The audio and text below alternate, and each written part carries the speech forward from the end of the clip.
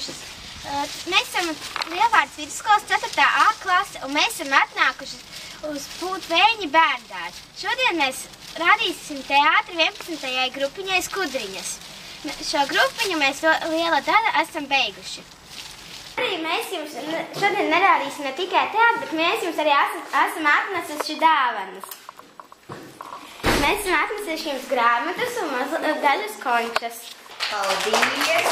Oi, cik daudz skaistu grāmatu! Paldies! Un gaida ābece! Kaulis nāca, vai sirds ir neimis, necēla traktu, vai savā vietā turējās savs, un 4 lielkas, debes malas, vai mēnes, tik laika, kā vajag auga, vai tumsa ar bākām, dieva draugam, labrīt, kaulis nāca.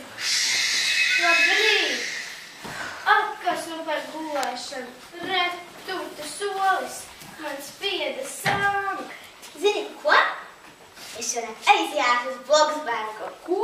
Tu traka? Tev pietirs. Vai ragans tev atļautu rādīties? Pārāk ilgos mums sēdēs mās, un man nepieties. Dejotājām un salas. Hejā, hejā, valpuķi nakts! Hejā, hejā, valpuķi nakts! Hejā, hejā, valpuķi nakts! Te pēkšņi ieraudzīja viņu krusmāte rumpumpeli. Ko tu šeit dari? Vai nezināji, ka raganām tavā vecumā šeit ierasties aizliegts? Tas bija mūsu labais darbs – teātri grupiņai. Mums bija prieks viņiem šos teātris rādīt.